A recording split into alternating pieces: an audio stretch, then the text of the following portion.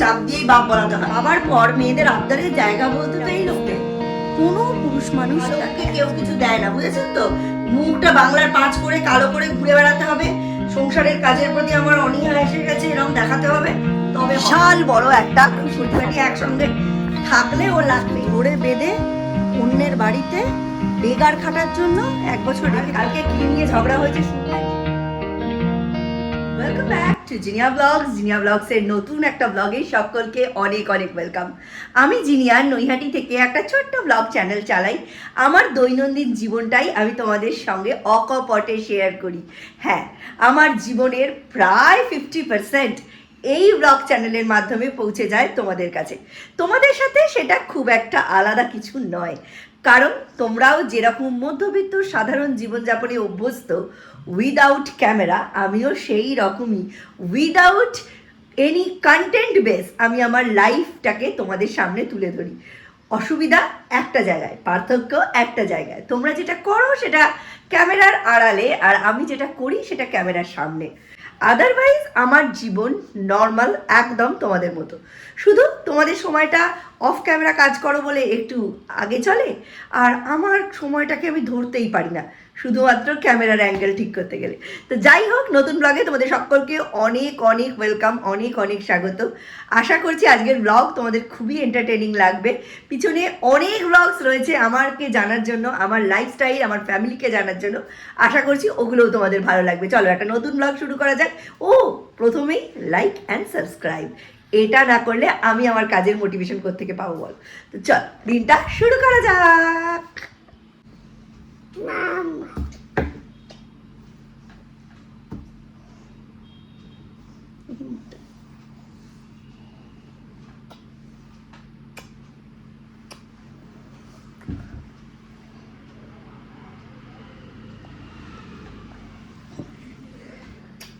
সেই ছোটবেলার খাতাটা দেখো, সেই ছোটবেলার মনে আছে 3 পেজ করে সেই লিখতে। খাতাটায় কটা পেজ বাকি আছে? 1 2 3, আবার 1 2। কটনের জিনিসপত্র পড়লে আমার রিভাইভটা ইউজ হয়, তাই আমার এই যে এক পিস রিভাইভ রাখাই থাকে। আজকে এইটাকে স্টিচ করব। কালকে ভাবছি একটা কিছু নিয়ে যাব, মানে ওই পাটা ঢেকে বসার জন্য একটা অন্য কটনের কিছু। এত গরম পড়ে যে মোজা পরেও যাওয়া যায় না, আবার পায়ের যা দশা, পা ছড়িয়েও বসা যায় না। কালকে মিস্টার বিশ্বাসের সাথে আমার এক ধুমধুম মার ঝগড়া হয়ে গেছে। পুরুষ মানুষ ভাবে খেতে দিচ্ছি, পরতে দিচ্ছি, এই যে যে যে 7 মহলা বাড়ি দিচ্ছি, এদের এত মন খারাপের কি আছে? পুরুষ মানুষকে ধরে বেঁধে অন্যের বাড়িতে বেগার খাটার জন্য 1 বছর রেখে দিতে হয়, তাকে খাওয়া পড়া দিতে হয়, কিন্তু বাড়িটা অন্যের হতে হয়, এবং তাকে এই 4 বেলার মিল প্ল্যানিং করতে দিতে হয়, আর এই বাচ্চার ট্যাঁস ট্যাঁস সহ্য করতে দিতে হয়, শ্বশুর শাশুড়ির গাদুনি সহ্য করতে দিতে হয়। তখন লোকে বুঝতে পারে যে পেট ভরলেই মন ভরে না, পেটের সঙ্গে মনের একটা তফাৎ থাকে। মেয়েদের হাজার একটা হরমোনাল ইমব্যালেন্স, তাদের এই আমাদের মতো এই যে মুড সুইং হওয়াটা খুবই খুবই খুবই সাধারণ ব্যাপার, কিন্তু সেটা তো সে বুঝবে না। সে ভাবছে কি খেতে দিচ্ছি, পরতে দিচ্ছি, যা বলছে হাতের সামনে এনে দিচ্ছি, মুখের ভেতর পারলে ঢুকিয়ে দিচ্ছি, কত বড় বাড়ি, লাইফে সিকিউরিটির অভাব নেই। তাহলে আমার মন খারাপের মতো বিলাসিতা কিসের?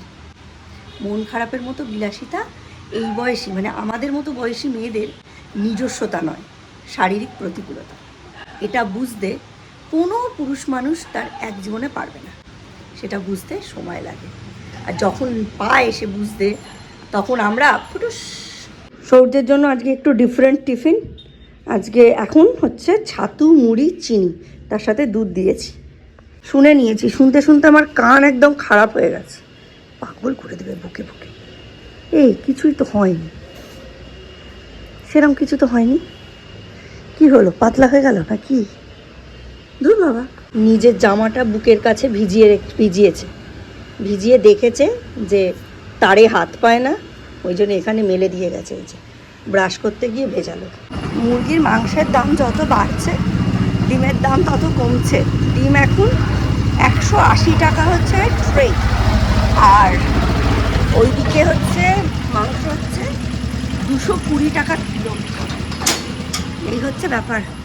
সৌম্যর জন্য একটু আনলাম, দুজনে খাবে। আজকে তো সৌর্য আমাদের বাড়িতে খাবে, কালকে পিসির বাড়িতে দুপুরে, কাল পরশু 2 দিন। ওই জন্য সৌর্য 2 দিন রাতে খাবে আর আজকে দুপুরে খাবে।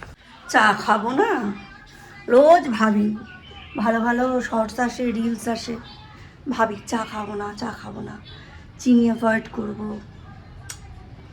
মনের জোর কোথা থেকে পাবো? বিশাল বড় একটা খুশির খবর, 1 মার্চ থেকে নৈহাটির যারা অধিবাসী তারা লোকাল যে আমাদের অ্যাড্রেস, সেই অ্যাড্রেস প্রুফ নিয়ে গেলে আমরা বড়মার মন্দিরে আলাদা করে ঢোকার, ভোগ খাওয়ার সুবিধা পাবো। এটা আমাদের নৈহাটিবাসীদের অনেক অনেক দিনের চাওয়া একটা, যে আমরা অত লাইনে কেন দাঁড়াবো? মা তো প্রথমে আমাদের, মা সবার, মা জগৎজননী, সবাই আসুক, সবাই পুজো দিক, কিন্তু যে বড় মাকে আমরা ছোট্ট থেকে বড় কালী বলে চিনি, সেই বড় মার কাছে প্রথম পৌঁছানোর অধিকার আমাদের। লাইন দিয়েই পৌঁছবো, কিন্তু আমরা নৈহাটিতে যারা জন্মগ্রহণের মতো ভাগ্য করেছি, আমাদের বুড়ো শিবের কৃপাধন্য আমরা হয়েছি, বড়মার কৃপাধন্য আমরা হয়েছি, তারা 0.0001% হলেও তো একটু বেশি ভাগ্যবান, ভাগ্যবতী। তাদের কর্মফল একটু হলেও অন্যদের থেকে একটু বেশি। গঙ্গার এত কাছে বড়মার সৌজন মানে সান্নিধ্যে, আমাদের বুড়ো শিবের সান্নিধ্যে আমরা রয়েছি। তো আমাদের এই ব্যবস্থা হয়েছে, আমরা ভীষণ ভীষণ হ্যাপি। এরপরে আর কোনো ব্যবস্থা মানে আমাদের চাই না, আমরা এইটুকু পেয়েই খুশি। 365 দিন আমরা বাকিদের থেকে অন্তত 0.001% প্রিভিলেজড, এইটা ভেবেই আমরা হ্যাপি।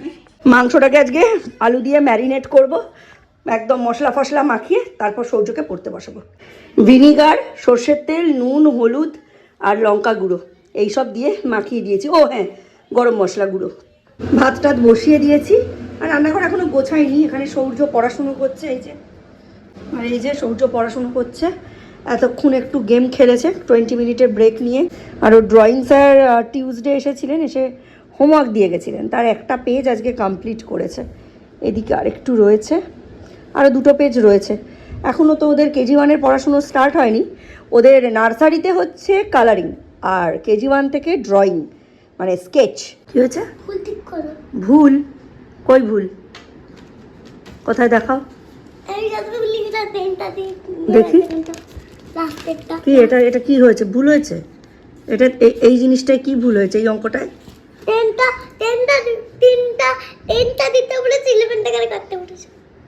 ও, তার মানে এটা ভুল। তুমি এটা ভুল কিনা বুঝতে পারছো কিনা এইটা দেখার জন্যই এই অঙ্কটা আমি দিয়েছি, যে এই অঙ্কটা যে ভুল সেটা তুমি দেখে বুঝতে পারো কিনা। তুমি বুঝতে পেরেছো, you are a good boy and you deserve a ছুটি।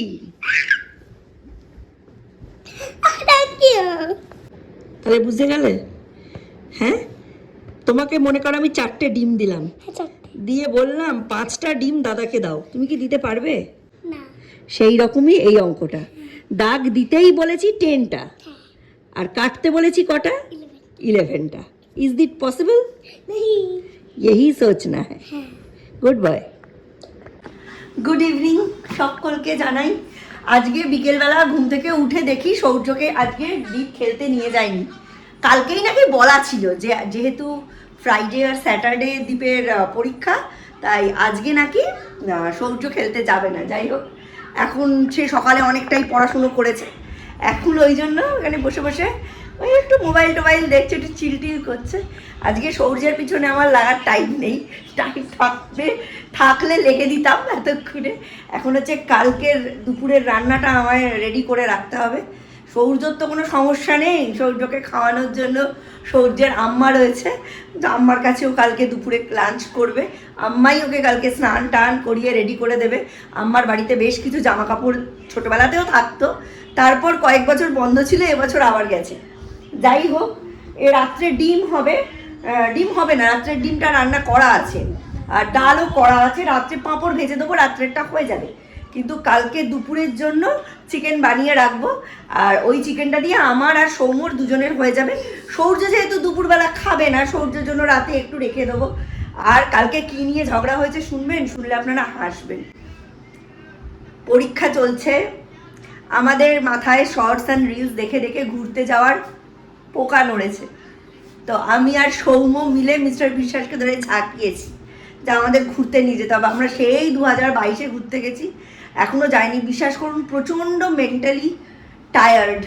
হ্যাঁ, উনি হয়তো বলছেন যে এটাও ঠিক যে প্রচুর টাকা পয়সা খরচ হচ্ছে, হ্যাঁ প্রচুর পড়াশুনোর পেছনে অনেক খরচ, ফর্ম ফিল আপ, সবই জানি, সবই বুঝি না কিছুই নয়, কিন্তু কিছু কিছু ব্যাপার আছে না যে বাবার পর মেয়েদের আবদারের জায়গা বলতে তো এই লোকটাই বর।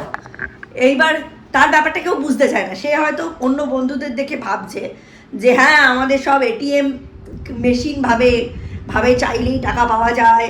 আরে বাবা, তাহলে অনেকগুলো বর রাখার অপশান দাও। এক একটা বরের কাছে এক এক রকম জিনিস চাইবো। কাউকে বলবো তুমি জুয়েলারি দেবে, তুমি ড্রেস দেবে, তুমি ঘোরাতে নিয়ে যাবে, তুমি আমাকে লং ড্রাইভে নিয়ে যাবে, এরকম অপশান দাও। তোমার যদি হয়, তুমি যেমন অনেকগুলো কাজের লোকের পরিবর্তে বউটাকে রেখেছো, তাকে দিয়ে তুমি ঘর মোছা, বাসন মাজা, জামা কাপড় কাচা, রান্না করানো, বাচ্চা মানুষ করা, বাবা মায়ের জন্য নার্স, সব কাজ করিয়ে নিচ্ছ।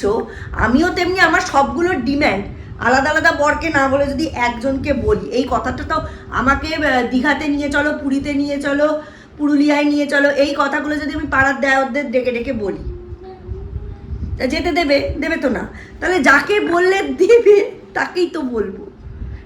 সে কীভাবে অ্যারেঞ্জ করবে তার ব্যাপার। তাহলে ভাত কাপড়ের দায়িত্ব নিচ্ছে, এইসব কথা বলার দরকারটা কি? তুমি আমায় কাজ করতে দিতে, আমি আমার নিজের বেড়াতে যাওয়ার ব্যবস্থা নিজে করে নিতাম। আমি যেখানে একা বেড়াতে যাব উনি শুনবেন, ওনাকে এবার থেকে আর বলা যাবে না, উনি শুনবেন। শুনে ঠিক আমার ঘুরতে যাওয়ার এক সপ্তাহের মধ্যে উনি নিজের ছোট ছেলের সকলের টিকিট কেটে আমার সঙ্গে জুটে যাবেন। এই করে আমার কত জায়গায় ঘুরতে যাওয়া হয় না জানেন। উনি নিজে আমাকে একাও বেরোতে দেবেন না, আর উনি নিজেও নিয়ে যাবেন না। তাহলে ব্যাপারটা কি দাঁড়ালো? তুমি বাড়িতেও রোদো না, তুমি রান্না নিমন্ত্রণ বাড়িতেও যেও না, তা মানুষ খায় কি? তো এইসব নিয়ে ঝগড়া ঝামেলা হয়েছে, ও ছাড়ুন, ঘটি বাটি একসঙ্গে থাকলে ও লাগবেই, ওটা নিয়ে কিছু ব্যাপার নেই। এখন মাংসটা রান্না করতে হবে। ফ্রিজের মধ্যে মাংসটা আলাদা আলাদা করে ম্যারিনেট করে রেখে দিয়েছি, এখন রান্না করব। সৌর্যের জন্য রাত্রিরে রেখে দেবো। সৌর্য তো কালকে দুপুরবেলা আম্মা বাড়ি খাবে, সেই জন্য সৌর্য তো আর দুপুরে খাচ্ছে না, সৌর্যেরটা রাতে রাখা থাকবে। কেন এই কথাটা দ্বিতীয়বার রিপিট করলাম জানেন? একজন গোল গোল চোখ করে চিকেন বের করা ফ্রিজ থেকে দেখছে, সে ভাবছে আমার কপালে মনে হয় কালার ছুটলো না। ওই দেখুন,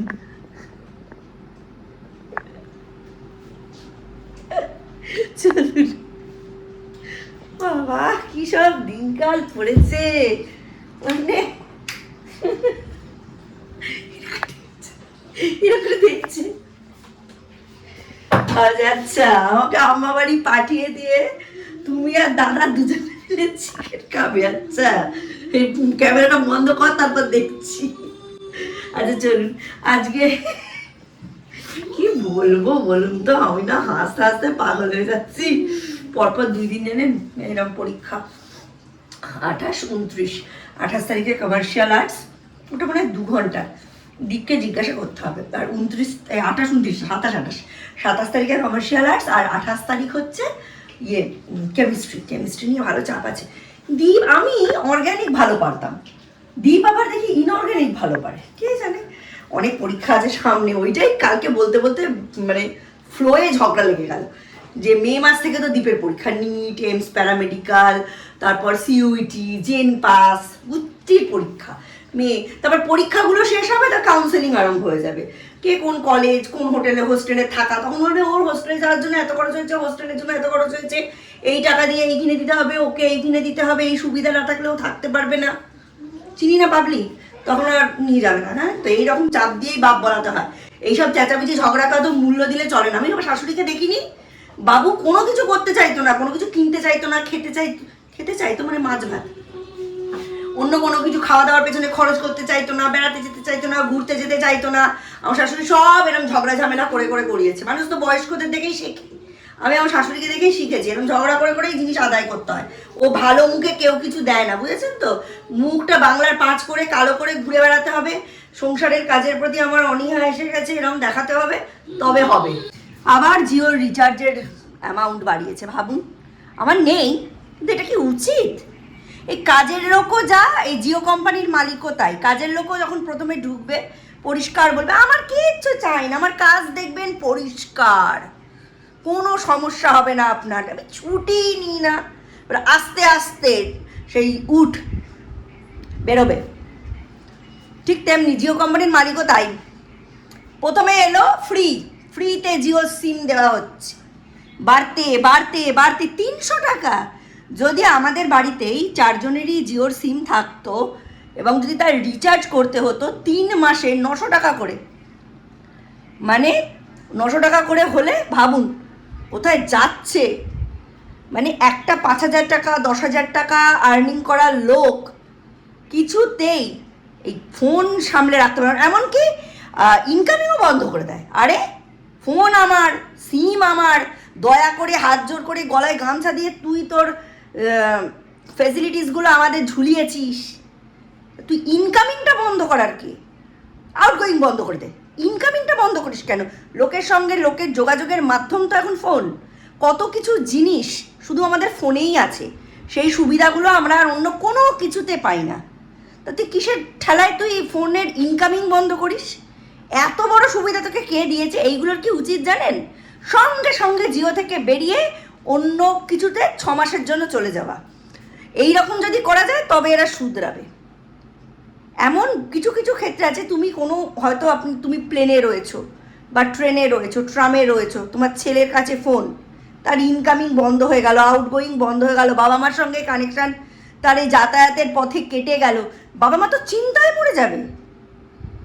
মানে এই জিও গোষ্ঠীর মালিক আর আমাদের সরস্বতীদি স্ট্যান্ডার্ড একই, ছুঁচ হয়ে ঢুকে ফাল হয়ে বেরোনো। আজকে কিন্তু অনেক কাজের চাপ জানেন, প্রচুর রান্নাবান্না করতে হবে। অ্যাকচুয়ালি পরপর 2 দিন পরীক্ষা, তো তাই 2 দিনের দুপুরের রান্না, মিস্টার বিশ্বাসের অন্ততপক্ষে অফিসে নিয়ে যাওয়ার টিফিনটা, এইগুলো যদি করে রাখতে পারি তাহলে খুব সুবিধা হয়। যদিও উনি বলেই দিয়েছেন, বিশেষত ঝগড়ার পরে, যে আমার জন্য কিছুই করতে হবে না, আমি আমার নিজের ব্যবস্থা নিজেই করে নেবো, আমি আমার টিফিন নিজেই বানিয়ে নেবো। তো এই 2 দিনের রানী হয়ে আর লাভ কি বলুন? 365 দিন এই ভূতের বাপের বেগারা তো আমায় খাটতেই হবে, উপায় নেই। তাই জন্য এই 2 দিনের জন্য আর নিয়মকানুন কিছু বদলাচ্ছি না।